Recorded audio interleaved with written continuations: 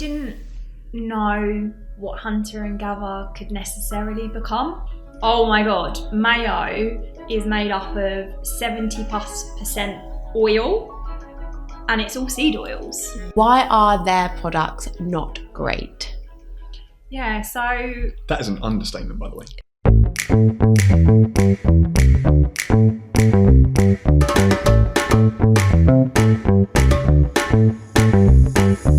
Hey guys, and welcome back to another exciting episode of Catch Ups in My Kitchen, the podcast about all things food, health and wellness. This podcast aims to give you all the healthy habits you need in order to live and be the best version of you. This week we are joined by the co-founders of the brand Hunter Gather. If you have not heard of this brand before, you are about to be blown away. They are a real food company providing you with products made with real ingredients that don't contain any additives or nasties. The first product to market was an avocado-based mayonnaise, and now they have so many other products from hot sauces to collagen, but all made with clean ingredients. They have gone from targeting a niche to now targeting the mainstream, as we are all becoming more aware and educated on the food system and our health. The brand is based on the ancestral lifestyle, which is a diet I think we're going to be hearing a lot more of in the future. The ancestral lifestyle focuses on a few pillars: diet, sleep, and movement, to name a few, but essentially it is going back to basics and keeping things simple. Our great-great-grandparents would live into their late 90s, and that is because they ate good quality meat and locally sourced vegetables. And there wasn't this array of processed foods that are full of preservatives in order to be convenient. A lot of what they ate was made from scratch, and these are the principles that Hunter and Gather align with. Due to their own food struggles, Amy and Jeff spent a lot of time researching about food, and the one area that they were so shocked about was condiments. People would make a healthy meal and then add some mayonnaise to it, thinking this was a healthy alternative, but not knowing it was full of sugars and seed oils. In this episode, we hear the hunter-gather story. We touch on the other H's, Heinz and Hellmann's, and the reality of what is in their products, and also a lot about the ancestral diet and what this means. Honestly, this is such an exciting episode. I think you will love it. If you do love this episode, please let me know. Make sure to like, share, and subscribe, and so I can keep bringing other amazing guests such as Amy and Jeff into my kitchen and sharing healthy insights. Please enjoy, and as always, have a lovely, lovely rest of your day.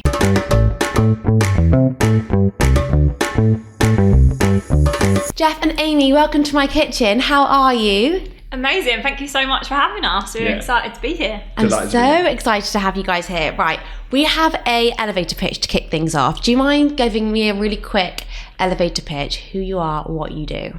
Yeah, I think that will fall with me. Perfect. So I'm Amy, I'm one of the co-founders, and Jeff is the other of Hunter and Gather. We're an ancestrally inspired lifestyle brand with real food products such as condiments, oils, dressings, and also daily supplements as well.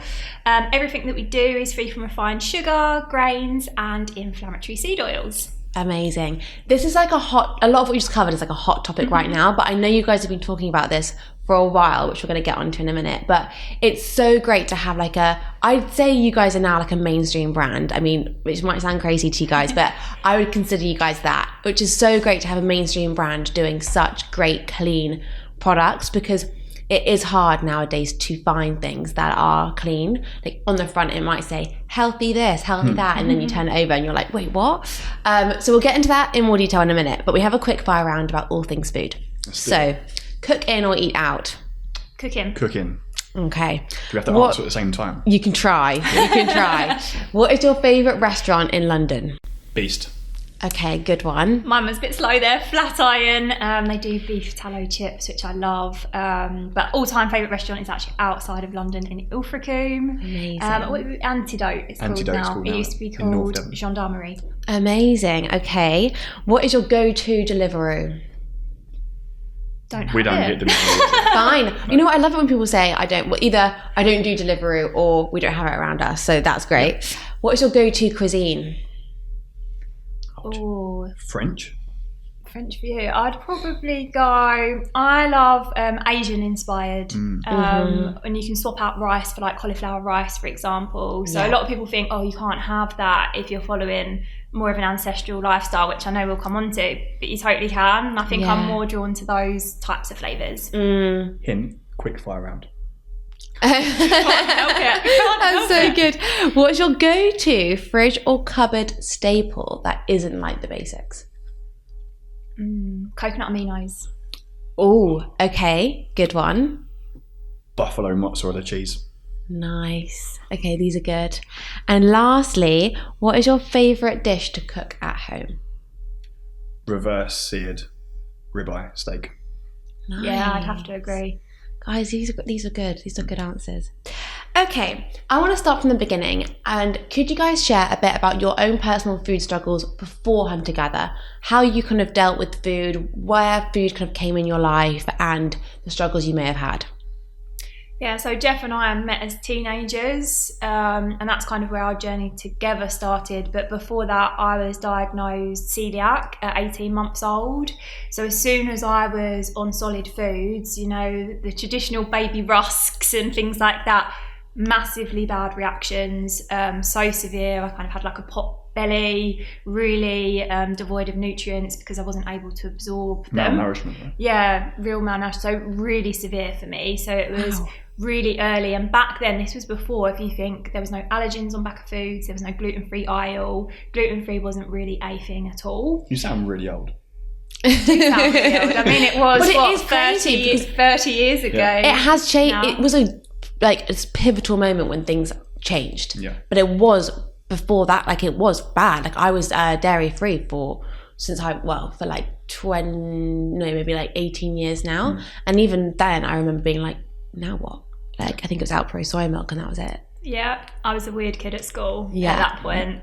It was not cool to be gluten-free back then. I had my own little packed lunch and things at I remember parties. the box being delivered from a GP full of... Yeah, it was medical. It was a medical diet.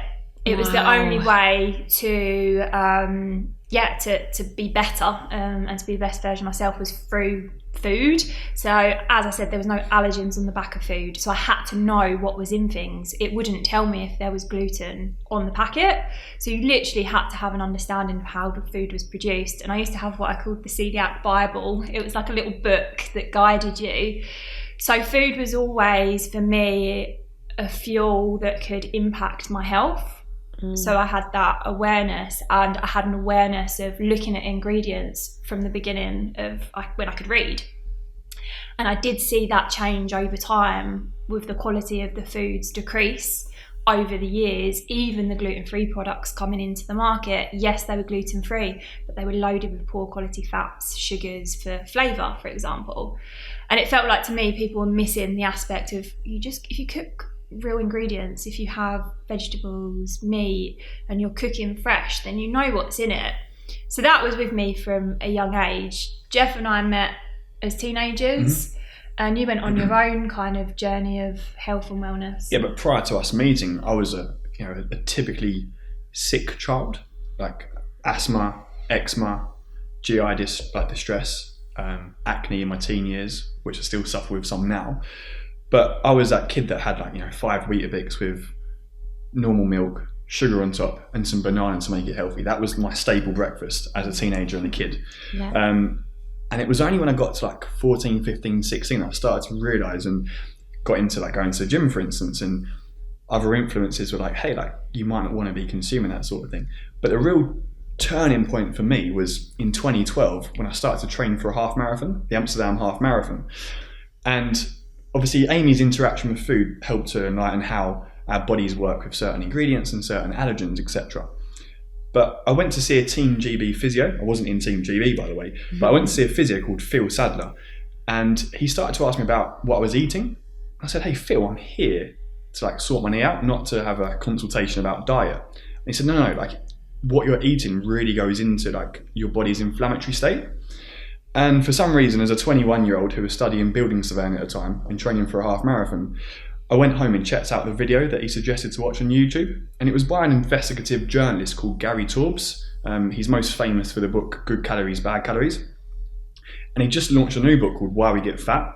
And essentially it was about like a low carbohydrate diet and about the insulin carbohydrate hypothesis of why we get fat. And for some reason it interested me and I became obsessed by it. And that was the genesis in 2012 of my passion. Wasn't you sitting in the back of the lecture hall with like a building construction book in the front and then Gary Taubes is like Why We Get Fat little yellow book. And I've still got that copy now. It's very creasy and a lot of people have read it. But for me, that was the whole paradigm shift for me. It was understanding, oh wow, like carbohydrates can contribute, or refined carbohydrates can contribute to a systemic inflammatory state within the body. And I become obsessed with like the paleo diet, low carb, keto diet, and that was all like 2012 onwards. So I almost kind of served an apprenticeship pre us launching Hunter and Gatherer in 2017, where I was just obsessed by reading the most obscure blog articles and the most obscure, which aren't obscure now, but obscure books, etc. And I couldn't get enough of it. And I was working in the city as a graduate surveyor in quantity surveying, actually working in office fit out. And I just remember thinking, I'm just so drawn to like reading all this content and these blog articles, and I was obsessed by it essentially. And I looked into graduate entry medicine, I looked into nutritional therapy, personal training, because as a typical millennial, as I think I was 23, 24 at the time, I was like, I want to make impact in the world. And that was kind of the starting point of our journey. We'd taken a lot of those principles that Jeff had learned around the paleo, keto sort of lifestyles, the ancestral approach, and brought it into our own lives, and both were feeling better. And there was a lot of inspiration that all came into the final launching of Hunter and Gatherer. So for example, we were learning about keto paleo, that grains weren't ideal. In my corporate job, I moved actually from working for a big pet food company into a grain-free, organic, better for you pet food company. And things started like clicking into place as to how the food system actually works. For me personally, that it wasn't actually doctors, influencers, or authors that were dictating what was going onto supermarket shelves. It was brands. And that became actually my job for the pet food company. I was talking to retailers about why grain-free pet food was better. And it kind of clicked that for Jeff, it was like, Jeff, you could go into the medical industry. There are great doctors already. What is missing in the UK to enable people to have the education, make better choices? It's actual products, actually. And we can engage, interact with retailers, and we need to be providing the products to enable people to choose something different that's healthier. And that was 7 years ago. And it's crazy. I think with food, the more you look, the more you see, and it is obsessive because it makes you feel so great physically, mentally, and like it can become obsessive because there's so much to read and to learn, and you're like, wow, how did I not know this before? And also I can noticeably feel and see a difference, so then that evidence makes you want to learn more and more and more, and it can become so obsessive. But it is so true when it comes to like supermarkets and brands are what dictate our choices. And one of my questions was, do you think supermarkets make it harder for people to make the right decisions when it comes to their food? I'm not sure they overtly make it harder, but I think they're dictated by the industrial food complex. And I think the system currently works for the shareholders and the stakeholders, and that system works. So why would they want to change it? Don't fix something that's not broken. Right. So it works for them. I think as well, supermarket shelves are not ever expanding. So there's a set range of what they can have. And as a buyer, your role is to make the best choices for that fixture. For the consumer, they don't want to be too confused by too much choice because you end up walking away with nothing. That's just psychology of humans. If you're overloaded, you're most likely to go, no, I can't choose, I'm not going to. This episode is sponsored by Parlour, the sustainable solution to all your oral care needs. I'm always trying to find new ways of doing my bit for the environment. And as 20 billion toothpaste tubes end up in landfill each year, I was so grateful when I found Parla, as it is completely plastic free and I absolutely love their products. From their whitening toothpaste tablets to their floss, Parla have a sustainable solution for it all. They are also the only B Corp certified and 100% plastic free oral care brand on the shelves at Sainsbury's, Waitrose and Ocado. So if you haven't tried Parla, give their products a go, as not only will you be doing your bit for the environment, but also for your oral care. Use the code Georgia Simmons at checkout in order to get 10% off your order. Check the episode show notes for a direct link to their website, and you can also buy their products now on Amazon. Thank you, Parla, for providing a product that I absolutely love and it ticks all of my boxes. Now let's get back to the episode. And then secondly, they need to make sure that that space is bringing in a return. So that means profitability, margins, rate of sale. So therefore, there's a ladder of price, and elasticity can't extend necessarily. It's out of the comfort zone for a buyer. Yeah. Why would you take off a product that costs £1 but they know they sell 10 for a risk of something that is going to cost 10 times that they don't know if they'll even sell one? Yeah, very true. So I guess, are they making it difficult on purpose? Probably not. Are they making it difficult for consumers? Yes. Yeah. Just because of the default state of the system. Right, yeah. And there's so many brands that launch year in, year out with the new innovative thing that is the next big thing from a brand's perspective, or the next healthy thing. From a buyer, they have to see all of that, thousands of emails, and disseminate what they think is right for the consumer, right for the category, going to return on the investment. So there's so many factors that go into it. So for example, we're launching into one of the big, we can actually say now, we're launching into Tesco's. Amazing. This month.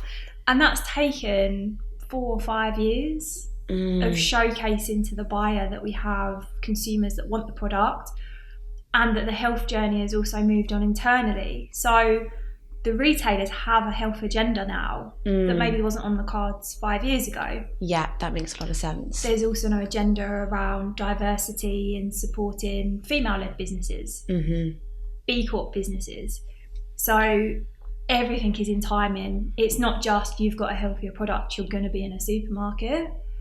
Everything has to align. So it's quite a complex thing. Yeah, I guess it is quite political. At the end of the day, supermarkets are a business, and although they're providing things for the customer, that's just one of many other priorities. So yeah, that makes sense. So when you guys were launching Hunter and Gather, what was your purpose? So obviously you wanted to make your change and you wanted to do your bit by launching a brand, which is obviously a great idea, because that is literally, you're solving a problem and you're also educating and you're spreading the word. So what was their mission when you started originally?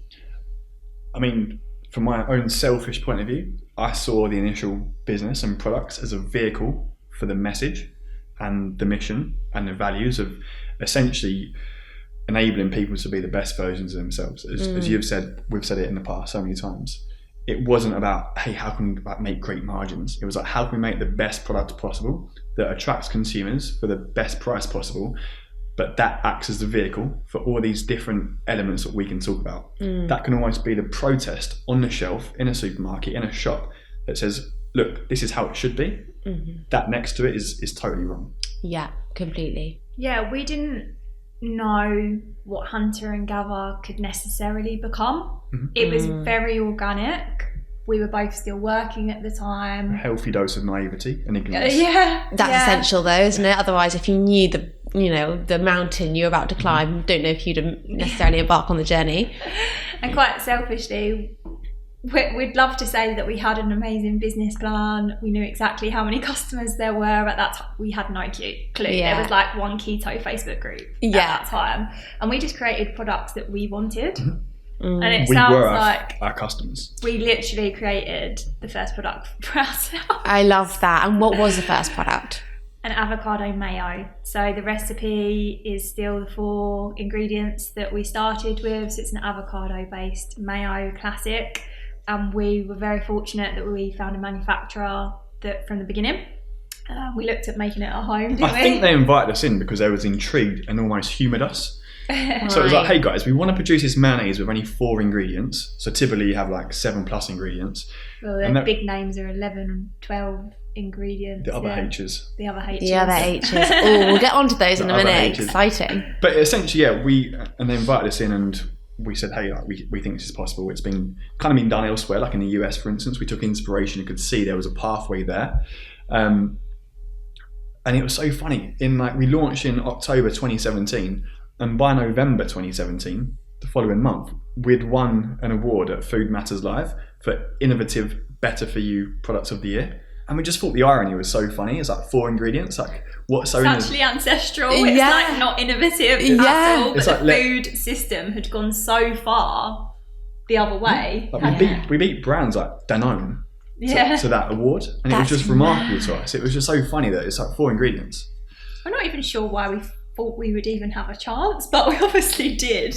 And we won. Yeah. So it was worth it. But the speech is on YouTube, by the way. It's quite embarrassing. Is it? Oh my God, I love that. We're like rabbits in headlights. I mean, yeah, because you're like, wow, how has this even happened? But I think this goes back to one of my other questions, which is like, I think when you guys started out, you guys were targeting a niche market, and this niche has now become mainstream. So how has the market changed from 7 years ago to now? Because, ancestral diet, which we'll get onto in a minute, like that was never even a thing, and now it is. Like if you said to me 7 years ago, avocado mayonnaise, I'd be like, wait, what? You're dipping mayonnaise and you're mixing, hold on, wait, what's that? So like it's changed dramatically. So how has it changed from your perspective? I feel like back then there were some real like underground niches in keto, paleo and primal. Plant-based wasn't as big a thing back then either. It was kind of these... I'm not even sure the term plant-based was a thing really, like 7 or 8 years. It was more like vegan, and that was like an extreme end of the spectrum. And that was deemed like earthy weirdos walking around with no shoes on type thing. Peace and love and like all of that cardboard and like very boring. Not an intentional... Now it's an intentional lifestyle choice. Just like an ancestral lifestyle is an intentional lifestyle choice.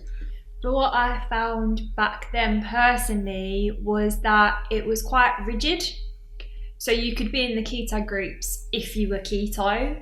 If you found that keto wasn't quite right for you and you were more paleo, you were kicked out of that group. It was like, well, actually, it's not... Lifestyles aren't a destination, it's a pursuit, right? It's ever evolving, and you may go paleo in the summer, keto in the winter. You may take inspiration for some. So I don't have dairy unless it's raw buffalo dairy because it impacts my skin, for example, and I get irritation from it.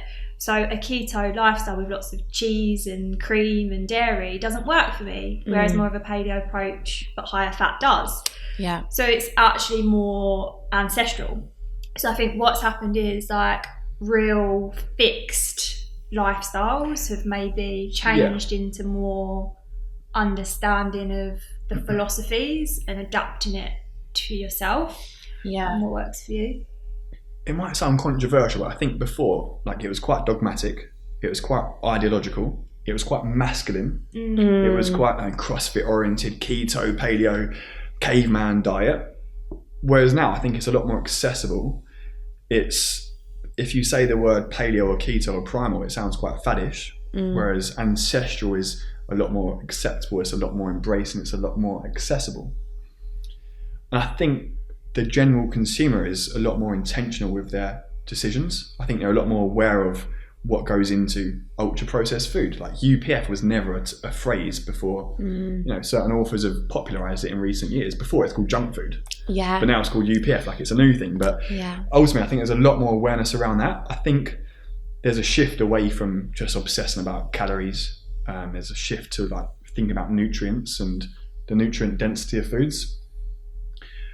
How has it changed? I think just a lot more awareness of food, and the fitness and health industry is moved on from like the protein days, and it's a lot more holistic. Definitely. I think I was just thinking as you guys were speaking then, I think also the education thing and like forms of communication, like podcasting booming, you've got people's voices being heard. We spoke about kind of content and social media before we started filming, and like that's huge. That's completely changed. People's voices have got bigger and louder, so that means people are becoming more educated, and we're constantly being flooded with information, which I guess means that we can learn so much. And then with learning comes, oh, like this diet, like you find out more. And I think when you mentioned about like it's a kind of an evolving journey, that's so true. And I think it's really refreshing to be able to be like, I'm currently, for example, plant-based, but I may be proved otherwise one day. I think it's nice to like not be in that box and be like so rigid with it. So although I'm plant-based, I eat eggs because I have no reason not to eat eggs, and I want to eat eggs, and I think it's important to not be so rigid. And I think it's nice to learn and then move forward and be proven wrong and be proven right, and like it's a process. And I think it's nice to kind of not feel so stuck in one kind of diet or one kind of way. I think embracing the philosophy of strong beliefs loosely held, or strong convictions loosely held. Yeah, nice. It may work for you at that point in your life, at that stage, but at a different life stage, you may need to embrace different philosophies and ideas. So I think, the democratization of content and information has been a wonderful thing. It's far more accessible. With that certainly is a cost of overwhelm. Yeah. And you got diet wars, and you got health podcasts now that are being abandoned because one week they're saying low fat's the way forward, and the next week they're saying low carb is the way forward, and so that there is a cost to it. And I think the wonderful thing is when you embrace a more we're biased of course, but when you embrace a more ancestrally aligned or inspired lifestyle, like you feel the benefit. Like Definitely. Ultimately it's not a rigid lifestyle because there's flex within it and how that looks. So let's explain what an ancestral diet is. I think some people listening might be like, hold on, what is this word that you keep mentioning? So what is an ancestral diet? We term it more of as a lifestyle, right? So diet is one aspect of it. Yeah, so an ancestral lifestyle is about different pillars of health within it. So diet is one of them, and ancestrally you look back and think what would have been around that we would have thrived on. And it's not ultra processed foods, for example. It's not more modern agriculture that includes high grains, seed oils, for example. They're quite modern constructs in the expanse of human history. It's more like animal regenerative agriculture, so animal-based foods is part of that. And then foods that have been in our diets and lifestyles for thousands of years that are minimally processed, as minimal as possible, nose to tail where possible. That's more of an ancestral approach. I think, like, for the listeners, the work of Weston A. Price, he was a dentist that travelled the world in the 1930s and wrote a book called Nutritional and Physical Degeneration. And that is a fantastic resource. And he went around and he visited traditional cultures that still consume traditional ancestrally inspired diets, and also those that are essentially had embraced the Western or the processed food industry in the 1930s and saw the physical degeneration in terms of like skin, teeth falling out, jaw structure, etc., etc. So that's a wonderful book that I really... You can see it in the modern day. We travelled Australia together before Hunter and Gather. 2013. And that I remember cemented in my mind, going through the Aboriginal culture and we travelled through the outback and seeing the impact of the Western diet on those individuals.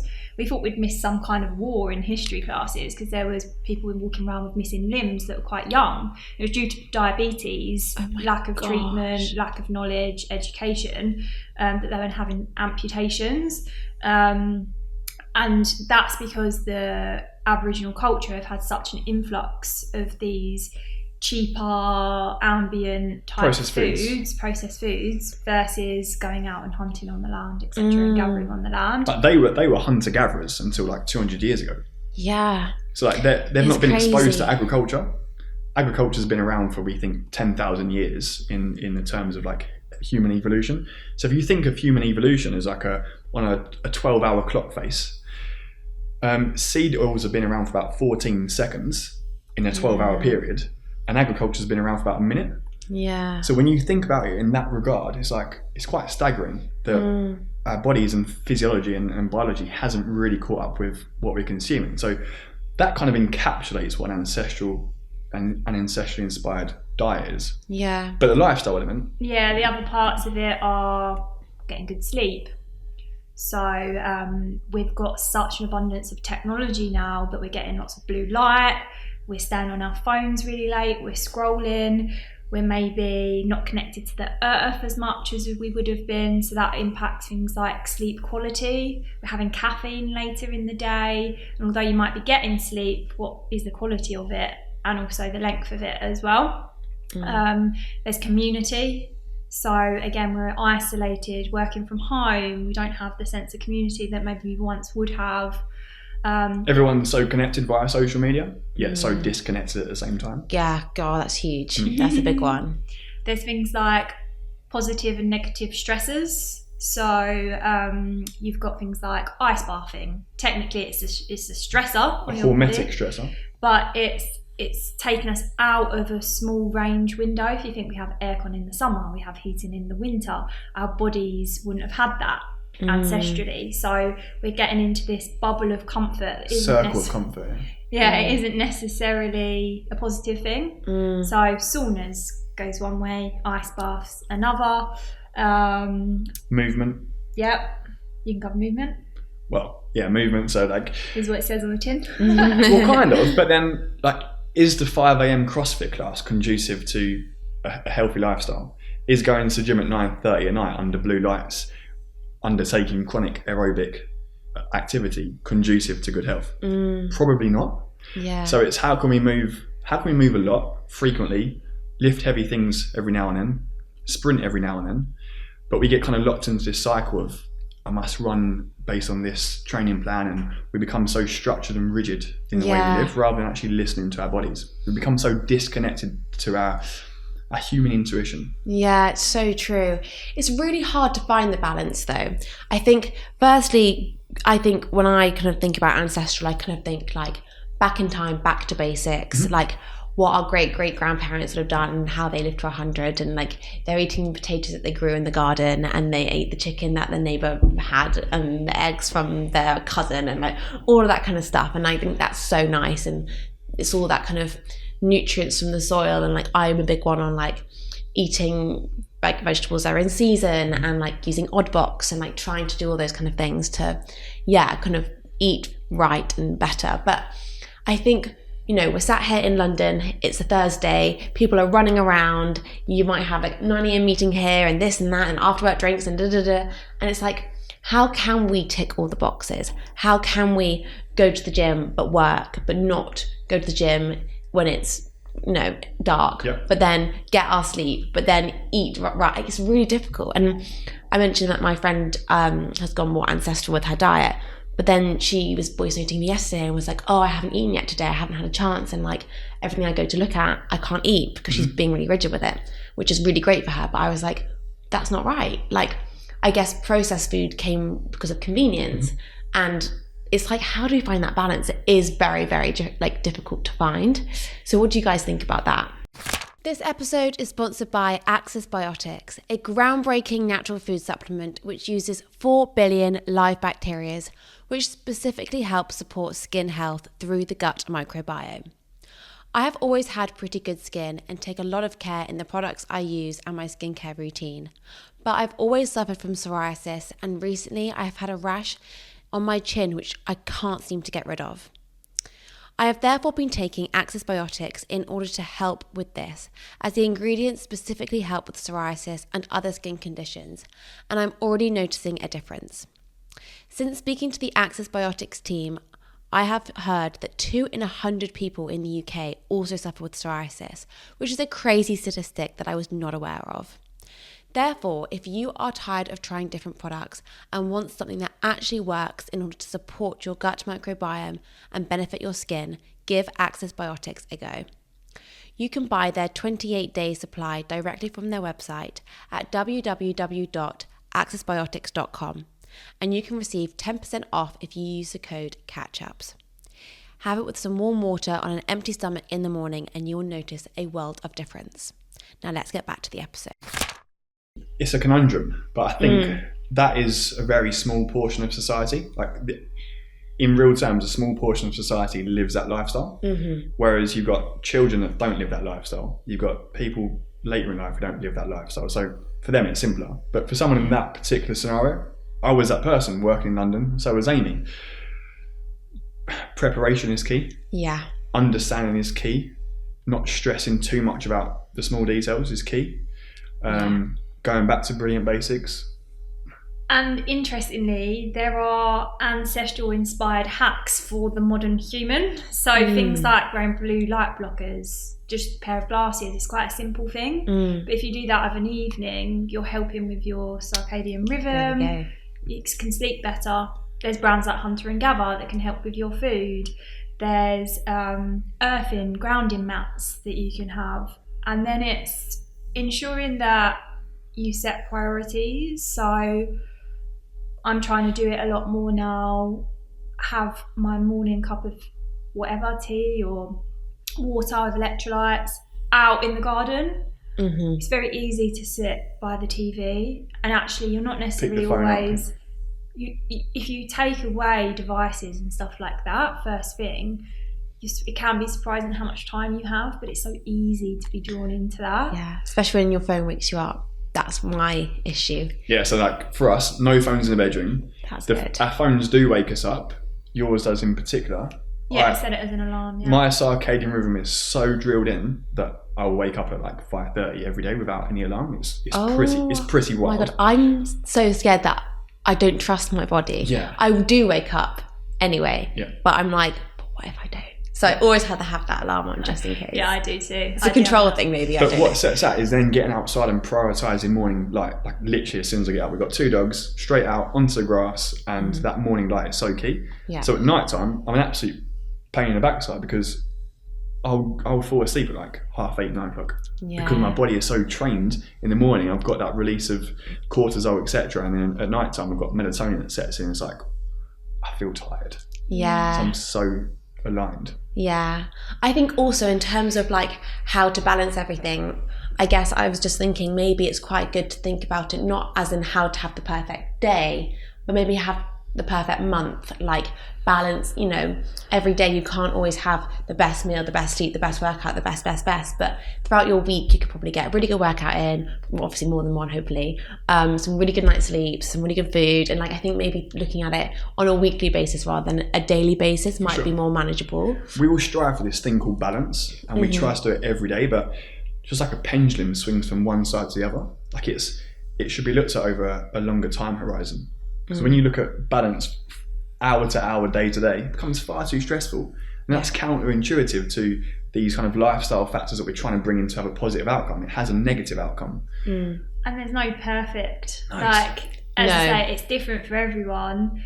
And ultimately, if you're listening to this and you're already looking at buying better quality food, If you're listening to this podcast, you're in the top like 1% of population in the entire world of health optimizing already. Yeah.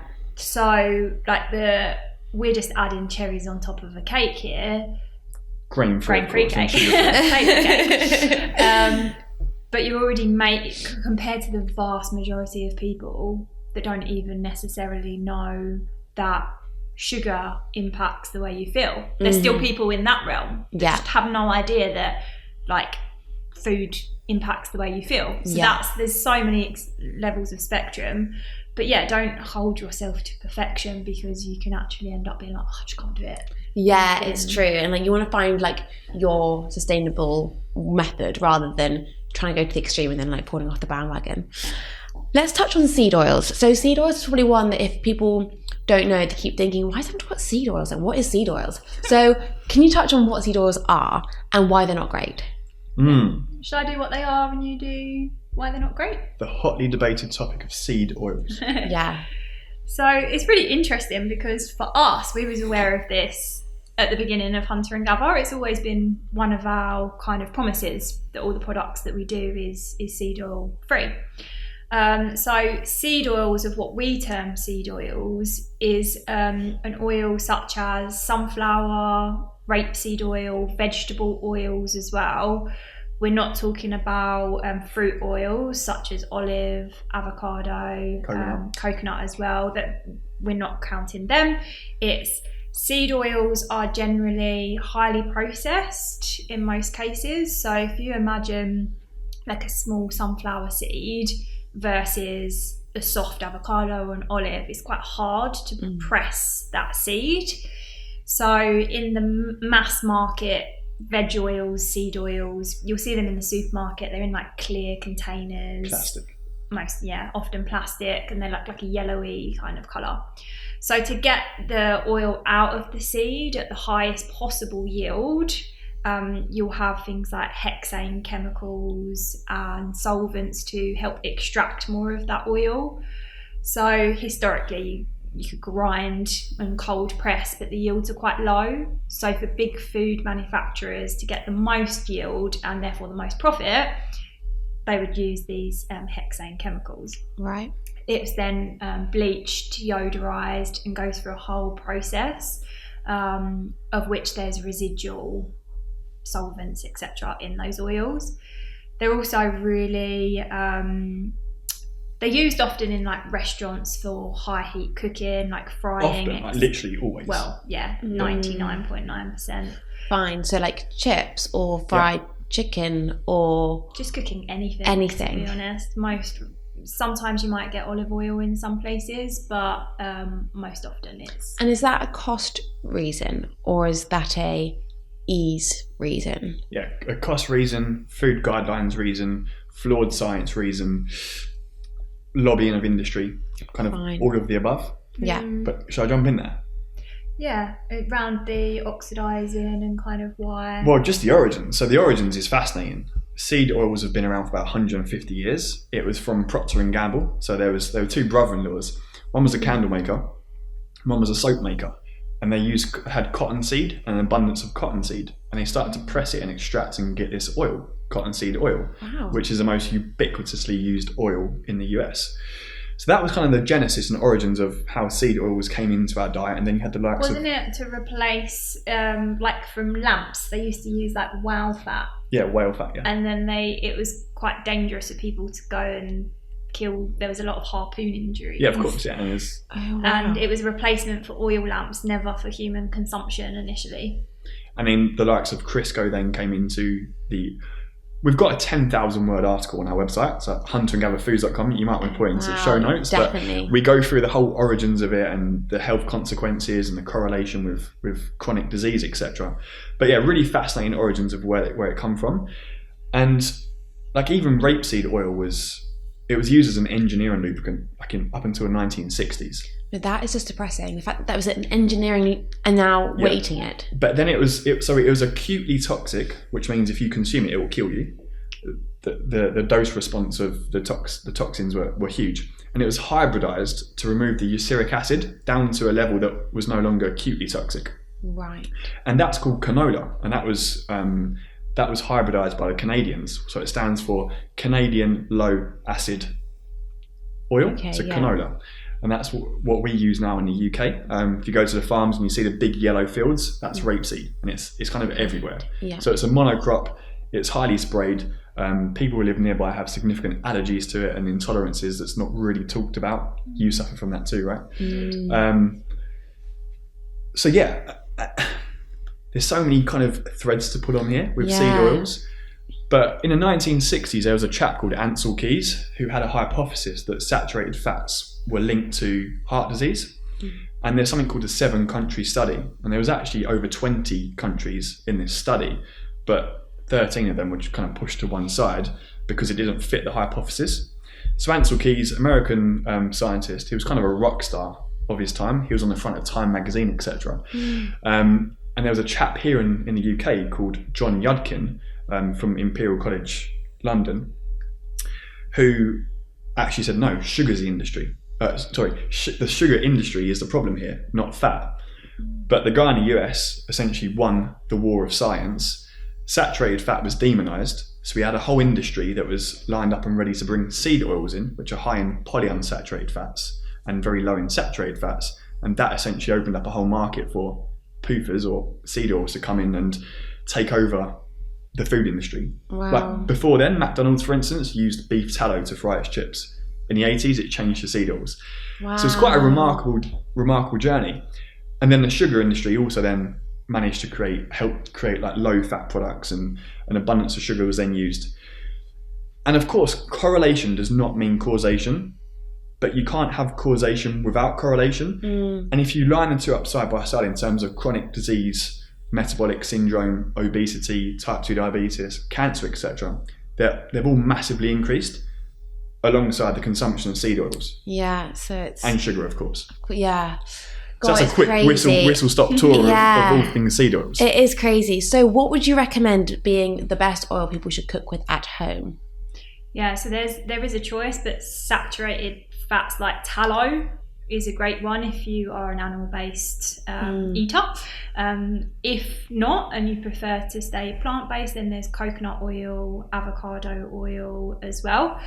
So those both have a high... Oh, and dairy-based option. They have a higher smoke point. Okay. Another issue with some seed oils is oxidization, so continual frying of them, whereas the more saturated fats are more stable. So you'll see that higher smoke point as well. Yeah, essentially, like the science behind it is really fascinating and not really disputed. Polyunsaturated means poly is many, so there's many carbon atoms associated with that, and they're essentially vulnerable to oxidization and unstable. Mono means there's one carbon connection, and that's even more stable than poly, whereas saturated means there's none. So they're super stable. Yeah. However, obviously, it's been historically linked to heart disease and LDL and cholesterol, etc., which is we could have a series of podcasts on that topic. So yeah, those more stable, saturated fat-based oils are the go-to, really. Fine. And olive oil? I guess that's maybe the most common one that people might have heard of to use at home. Yeah, so olive oil is great. We just feel that there are better options for frying and cooking. So olive oil we recommend for making mayo, for example. But is it far better than rapeseed or sunflower oil? Absolutely, yes. Yeah. I wouldn't necessarily be as alarmed if someone had a bottle of olive oil for cooking on the side versus a bottle of rapeseed oil. Yeah. But best in our opinion would be the tallow, the ghee, coconut and avocado. Yeah.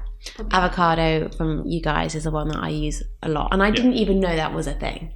Like avocado oil, someone might be thinking, wait, what? Avocado oil. But like, yeah, it is. And it's great. Like you can't really, it tastes amazing. And why is avocado oil good? Well, it's funny. I was speaking to a farmer the other day who actually farms rapeseed, like oil rape crops, and he was like, Jeff, how is avocado oil made? And it's like he didn't even know. Like he thought it was from the seed of the avocado, but it's not. It's from the flesh, the green flesh of the avocado, and it's pressed just like olive oil, essentially, in a very similar way. And olive oil has been consumed for like literally tens of thousands of years. It's very easy to press olives and get an oil out of it, just the same as it is with avocados. Amazing. Yeah, so there's like if you're looking for an oil, an extra virgin standard is good. It means it's not been hexane chemically treated, for example, and it will be cold pressed as well. So we have an avocado oil and an olive oil, both extra virgin standard, and you can see that in the quality and the taste as well. But then at least you know it's not been like cut with other oils. It's not been deodorized or bleached or chemically extracted. No, that's so good. And let's touch on the other H's. So why are Heinz, Hellmann's, we can name drop here because they're huge, not that they ever will listen. Right? Exactly, not that they ever listen to this. Why are their products not great? Yeah, so...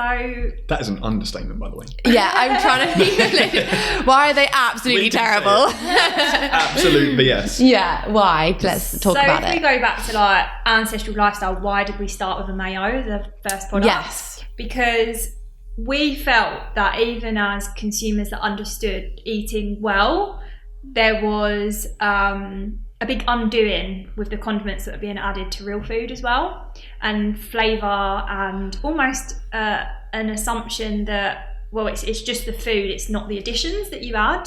Whereas we was looking at the additions being like, oh my God, mayo is made up of 70+% oil, and it's all seed oils. Yeah. On the like when you're looking at the fixture, and it's like there's seed oils, there's added sugar because the seed oils taste in most cases quite rancid. They've been oxidized, they've not been put into dark glass, they've not been put into dark bottles, it's all see-through.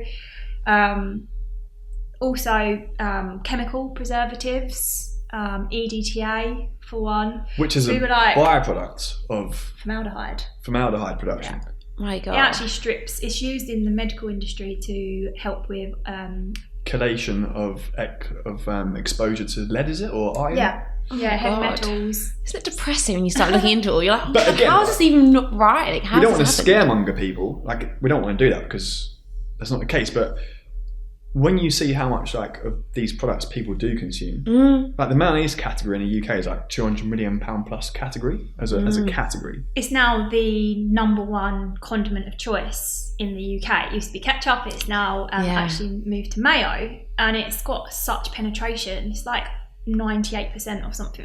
I think only toilet roll might be slightly higher. And you do wonder who's not having toilet roll to not be 100%. Yeah. Hey man, there's plenty of B-days out there. Very true.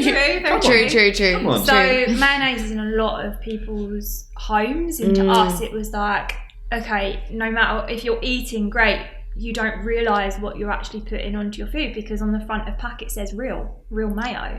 Yeah. Or it's given connotations that it's healthy, and most people wouldn't know what EDTA is, and they wouldn't know about the seed oil. So it was a prime product to help encourage people to eat better with flavour, but actually add something that's healthy, that's not then detracting away from what you're doing. But the question of why is Heinz and Hellmann's mayonnaise so bad, or not great in your Not words. great. Not great. It's just it's full of seed oils. It is seed oils. Yeah. It's sugar, other EDTA preservatives and all sorts. Probably sat on a shelf for 2 years. Like the shelf life's ridiculous compared to like our mayonnaise is like 10 or 12 months. There's no clarity around sourcing of eggs. A lot is powdered. So we didn't even know this on entering into producing mayo. It was like, liquid eggs, right? So we only use liquid eggs. Yeah. Most mayo brands use powdered eggs from unknown origin, but it will still say free range egg. There's no differentiator on the back of pack. And with a powdered egg comes flow agents, silicon dioxide, which is undeclared. You don't have to declare it. Right. The amount of time manufacturers have said to us, oh guys, it's below 1%, so you don't need to declare it. It's like, what do you mean you don't declare it? So there's many food products out there that have undeclared ingredients.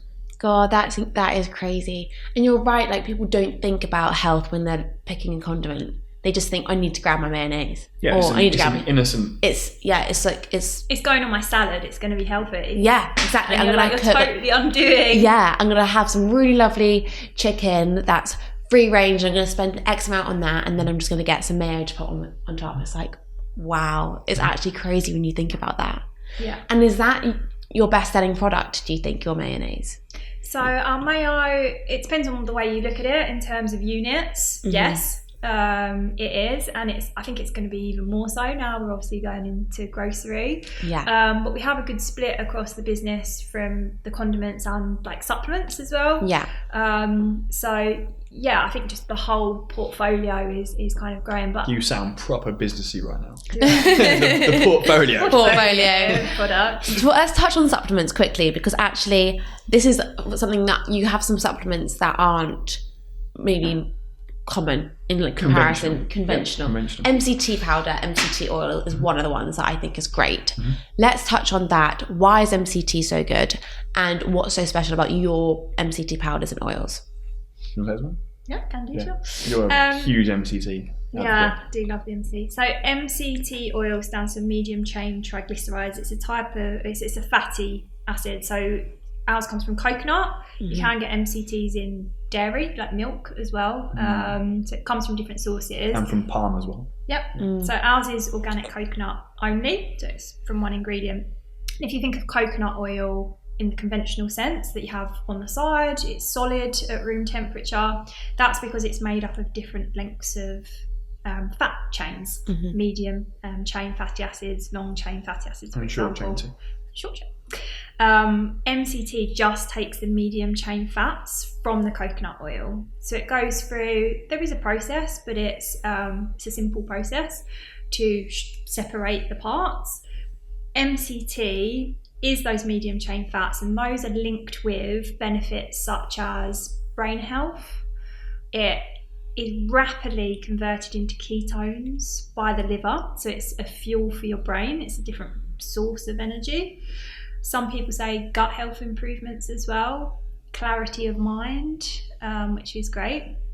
It's really popular on the keto lifestyle because it helps you produce those ketones that you then burn for fuel. So there are connections to weight loss as well. And it fits most lifestyles. You don't have to be following keto. So if you're plant-based, if you're gluten-free, if you're paleo, you can utilise MCT, and we think everyone should be utilising MCT for the health benefits. People don't realise that high-level athletes utilise MCT. Tour de France riders utilise MCT and like exogenous ketones as well. It's such a shame that the keto diet in recent years, by certain agendas, has been like termed faddish. Yeah. Like if you go onto PubMed right now and search ketogenic diet, there's over 6,000 published peer-reviewed papers relating to studying the ketogenic diet and the state and how it helps improve a whole swath of conditions. Like it's mental. It really is. Yeah. The most recent one from Stanford University, 21 subjects undertaking a study to help with schizophrenia and bipolar. Vast improvements in this pilot study. Yeah. It's remarkable, but unfortunately, I've gone on a bit of a tangent there, but the keto diet is So MCT is used by, we actually had a food show, it was BBC Good Food Show I think it was, we had a customer come up that was utilising MCT oil for helping with his Alzheimer's. Wow. So there's becoming links with different conditions of the brain, and I think, am I right, Jeff, in saying that there's a new type 3 diabetes? Yeah, so Alzheimer's, dementia, etc. is actually like a metabolic condition. So for many years, the pharmaceutical industry has pushed us towards believing that plaques within the brain is what causes Alzheimer's, similar to like atherosclerosis, that cholesterol is the cause. In fact, it's just there as a symptom or part of that condition. And there's some very great evidence that suggests that actually it's metabolic disease or metabolic dysfunction that is leading to Alzheimer's, and that the brain actually can't access glucose. So the brain can run on glucose or fatty acids or ketones. Yeah. So if you switch from, if you're developing early onset, again, I'm not a trained medical practitioner, but this is open in the public domain. If you then switch to a ketogenic state, that massively helps the brain access energy and helps with these conditions. But yeah, this guy in his early 70s came up to us when we had MCT oil on the stand at this very mainstream mass market food show. And he just bought loads, didn't he? He bought loads. Like, I've been using this for like many years, like MCT in general, because he knew about it. But so there's a whole kind of new area of science called metabolic psychiatry, and it's all based on this. It's all based on using MCT in the ketogenic state to aid in brain health. But we see like people that aren't following lifestyles, they'll start taking MCT and they'll be like, my brain feels so much clearer. It's working. Yeah, like I feel fresher. Like I had a bit of brain fog this morning. Obviously having autoimmune conditions, it happens. Yeah. I sometimes suffer with histamine intolerance as well. I actually feel a lot better from having, I just had 2 tablespoons of MCT before we got on the train actually. 2 tablespoons? You're a savage. Yeah, well, we normally recommend 15 mils if you're new to MCT. Yeah. But yeah, it's helped with that brain fog, and we see a lot of people get that as well. And do you recommend having it on an empty stomach, or do you think it doesn't matter when you have it in your day? All depends. Fine. Just like many of these answers, like it all depends on the individual, and we're also like so different in terms of our microbiome and how our gut accepts things. But yeah, we suggest starting off with a teaspoon, like literally 5 ml, because some people there's a term called disaster pants. Like if you do embrace too much of it, it can disrupt your gut microbiome. So fine. I have had some ladies at the stables. Actually, I'm a horse rider as well, but they were entering their menopause and were saying that they were having, which is a symptom I'd not necessarily associated with, constipation and not having movement of the bowels, etc., as well as the fuzzy head. And they were like, they was expecting the brain health benefits, but it actually helped their digestive system move. Amazing. So if you are suffering with that, having an increase in fat generally. Is there a difference between taking it in powder and oil form, or is it just complete personal preference? So there is. The purest form is oil. So we actually have two types. We have one called C8, C10. So that's types of the fatty acids within it, and we have a pure C8. The pure C8 is more potent. So if you're following a keto lifestyle, we'd recommend going for that one. If you're just starting out and new to MCT, the C8, C10 is generally a little bit more subtle on the stomach, gentler, more accessible. It's a lower price point as well, so it's generally more accessible for people. Now the powder is an interesting one, because to make an oil into a powder, it needs to be spray dried. You can't just turn oil into a powder without having a carrier to it. A lot of MCT powders on the market either don't disclose fully, they should do, but you find some that don't, what that carrier is, and a lot of time it's maltodextrin, corn-based or grain-based maltodextrin. Or even dairy, caseinate. Yeah, or dairy. So if you are dairy-free or you want to avoid grains, then you need to know this. We do the hard work for everyone, so we use tapioca. Okay. So there is, because there's the tapioca alongside it, it's very low in carbohydrates still. Actually, some people find that even gentler on the stomach to start with, and also travel friendly because it's in a powder. It's the gateway drug into MCTs. It is. It dissolves really easy as well. Yeah, so in coffee or something like that, it's easy to have, or a smoothie or whatever. Whereas the oil, if you're not used to using it and you're just pouring it into a coffee, it will sit on the top. Fine. So you need like a whisk or something like that. Or if you're like me, just shot it. Amazing. Wow, God, that is good. That is good. Step aside tequila shots. Yeah. When I'm shotting MCT, I love it. And then when you hit your 30s, gone are the sambuca and tequila days. I love it. Well, guys, we have 2 final questions. One of them was going to be, what is your favourite hunter-gatherer product between the two of you? Classic avocado oil mayonnaise, because that's where it all started for us. Yeah, fair enough. That's a good one. It's really hard because I change probably on a weekly basis. Yeah. I do love the MCT, as mentioned, but from a flavour perspective, I've recently been loving the hot sauce. Okay, I have that over there to try. I haven't actually tried your hot sauce. I'm excited to try that. And we finish up with, what would your last meal be? Starter, main course, and dessert. Ooh, this is tough. This is a tough one. Individually. So I can just jump off. Go on, you go. The starter would be some organic tomatoes sliced with some organic buffalo mozzarella cheese sliced. Nice. Super simple, with a drizzle of avocado oil or olive oil on top. Some nice sprinkle of Celtic sea salt. And then the mains would be a ribeye with a seared steak. Nice. Probably with some sweet potato chips. Sorry, keto enthusiasts out there. Alongside some mayonnaise, and dessert. Probably some raw cheese, if I'm honest. Oh, okay, nice. Some Raw cheese, good one.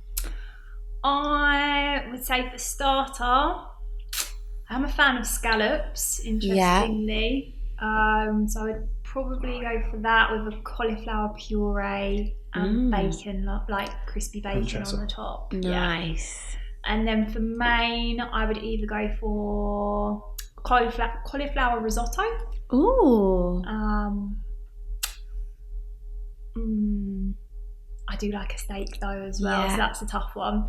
And then dessert, I've actually been making homemade ice cream in a Ninja ice cream maker. Ooh. They are really good because you can use like I use raw buffalo milk, put a bit of collagen in, dark chocolate.